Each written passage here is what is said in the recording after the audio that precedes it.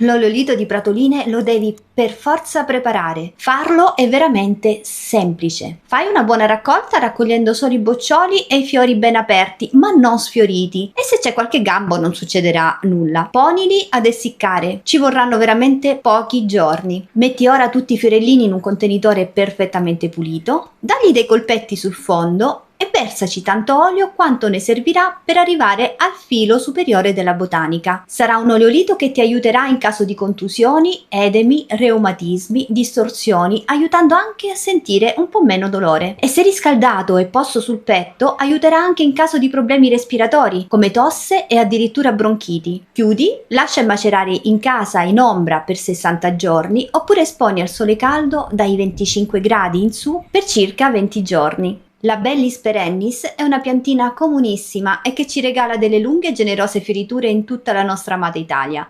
Viene chiamata comunemente pratolina o margheritina ed è da non confondere con la margherita comune, il cui nome botanico è Leucanthemum vulgare, appartenenti entrambe però alla famiglia delle Asteracee. Lungamente il suo utilizzo è stato relegato solo alla medicina popolare, ma è negli ultimi anni che la scienza ne sta rivalutando e ne sta valutando le sue innumerevoli applicazioni in ambito medico e cosmetologico. C'è un aneddoto che ci riporta alla Campanini. Descrive come nel 1793 in Germania un'ordinanza regia ne ordinava la distruzione totale perché si riteneva fosse abortiva. Ad oggi però non ci sono studi scientifici che avvalorano questa tesi, anzi l'hanno ritenuta essere una botanica sicura alle dosi terapeutiche, a meno che il soggetto non abbia sensibilità particolari a uno dei principi attivi presenti all'interno della Bellis perennis. Nella medicina popolare è stata spesso paragonata all'arnica montana. Questa agisce come antidolorifico soprattutto per la presenza dei lattoni sesquiterpenici,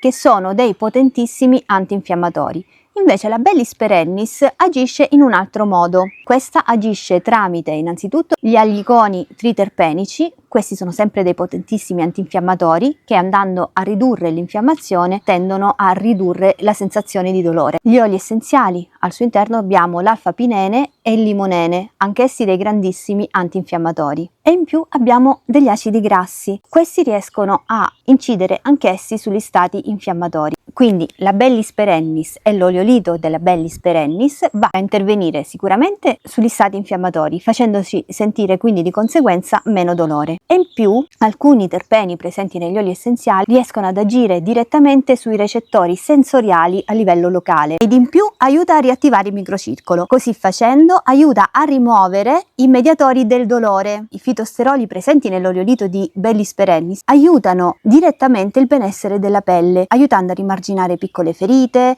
in caso di piccole ustioni, infiammazioni. E probabilmente un suo prossimissimo utilizzo lo vede come un ingrediente principale nelle protezioni solari, perché si è visto da alcuni studi scientifici come alcuni estratti di Bellis perennis riescano a proteggere i keranoticiti umani dall'esposizione ai raggi UVA, prevenendo l'ossidazione cellulare e quindi a proteggere la nostra pelle. Ecco perché l'oleolito di Bellis perennis non può assolutamente mancare nel tuo dispensario domestico.